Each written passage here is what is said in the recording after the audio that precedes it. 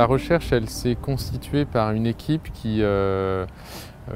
dont chacun des membres avait finalement déjà travaillé sur la question de la réhabilitation du logement social de l'après-guerre. On a essayé de combiner nos différentes expériences au travers d'une question qui n'était pas simple au départ à appréhender, qui était à quelle échelle faut-il travailler dans la recherche pour promouvoir la réhabilitation énergétique du logement social, des ensembles de logements collectifs, sans tomber dans, on va dire, deux travers qui existent déjà dans la littérature.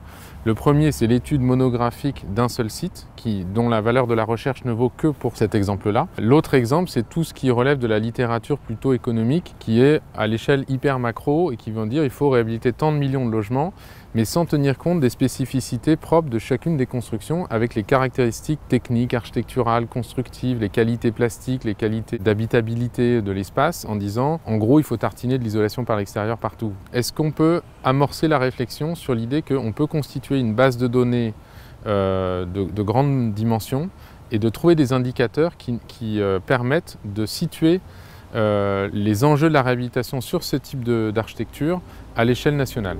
Voilà.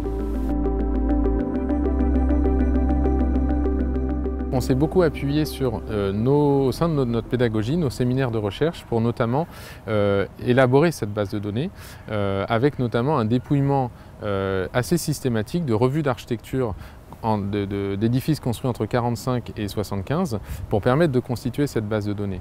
Et donc là, on a travaillé avec des logiciels de base de données. On a demandé à nos étudiants de constituer cette base de données au travers de critères très simples.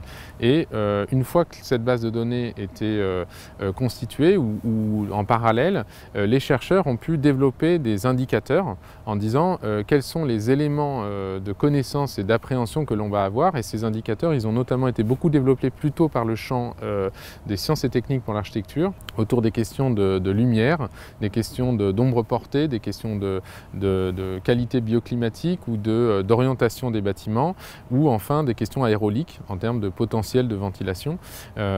Côté des historiens, ça c'était aussi une des particularités de la recherche, c'était vraiment d'associer des disciplines très différentes.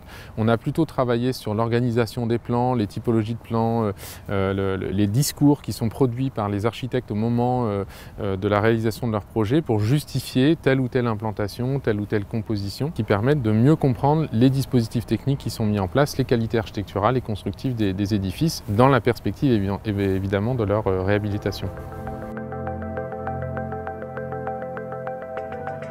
On a la conviction qu'en tant que chercheur, il y a un potentiel énorme d'aller développer la recherche dans cette dimension-là. C'est une sorte de pré-recherche avant la recherche, on va dire. Si on dispose d'une réelle base de données large et complète, de pouvoir tester ces indicateurs qu'on a commencé à mettre en place et disons que l'ambition derrière, quelque part, c'est aussi d'orienter les politiques publiques. Ça a été un des enjeux, d'éviter cette obligation à l'isolation par l'extérieur, mais d'adapter, on va dire, les réglementations et les politiques d'investissement ou de soutien à l'investissement dans la réhabilitation vers des choix architecturaux qui préservent l'architecture, ses potentiels, ses qualités initiales.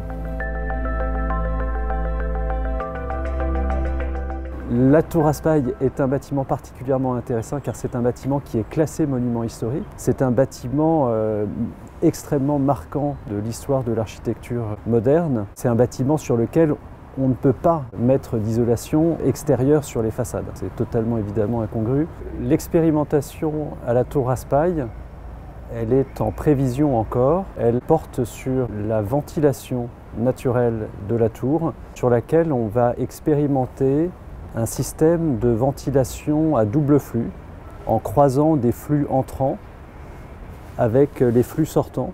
L'idée principale, c'est de valoriser les dispositifs en place dans la tour, actuellement désuets, les vides ordures qui ne sont plus utilisés, qui vont nous permettre de faire entrer l'air dans la tour, ainsi que des locaux dans les infrastructures qui sont vacants ou peu utilisés aujourd'hui, et de réactiver la ventilation en utilisant les conduits Schundt qui sortent de tous les appartements et qu'on voit ici sur la terrasse autour de nous, déboucher en toiture. Donc la question du potentiel aérolique, c'est une question très complexe parce que fondamentalement, d'un point de vue de la technique du bâtiment, c'est juste des tuyaux ou des trappes ou des vannes, etc. Donc, ce n'est pas une grande technologie, c'est plutôt low-tech comme principe, la ventilation naturelle. Par contre, en termes d'ingénierie, ça demande énormément de calculs et se pose aussi la question d'articuler l'aérolique à la thermique, puisque les effets de chaleur, évidemment, induisent des effets de vent aussi, puisque l'air se déplace en fonction de la température existante. Et donc cet ensemble-là, l'idée c'était d'expérimenter in situ et essayer de trouver par voie de conséquence des situations de réduction de chauffage dans la mesure où l'air frais chargé d'oxygène, il n'est pas froid. Donc là, ça va être instrumenté cet hiver. Et ce qui est intéressant, c'est que ce sont des typologies architecturales qui ont en leur sein des volumes transversaux, verticaux, extrêmement important entre les vies d'ordures, les conduits chintes, les cheminées, etc. Et donc tout cet appareillage finalement qui est invisible peut être certainement remis au goût du jour à travers la ventilation naturelle. Et dans ces cas-là, c'est d'apporter aussi la capacité du bâtiment à respirer, plutôt que de l'isoler et d'en faire un thermos, mais vraiment d'obtenir un bâtiment respirant. Donc il faut vraiment regarder attentivement cette architecture telle qu'elle est et d'essayer d'explorer tous ses potentiels. Pour moi, le premier point, c'est que la recherche en architecture est fondamentale. Ça paraît idiot de le dire, mais les écoles d'architecture doivent vraiment être sollicitées par la puissance publique qui finance la recherche publique. On a vu qu'il y avait une proportion assez importante d'édifices construits juste après la guerre, dans lesquels ce sont des murs creux, avec des panneaux de béton de très bonne qualité, extrêmement durables.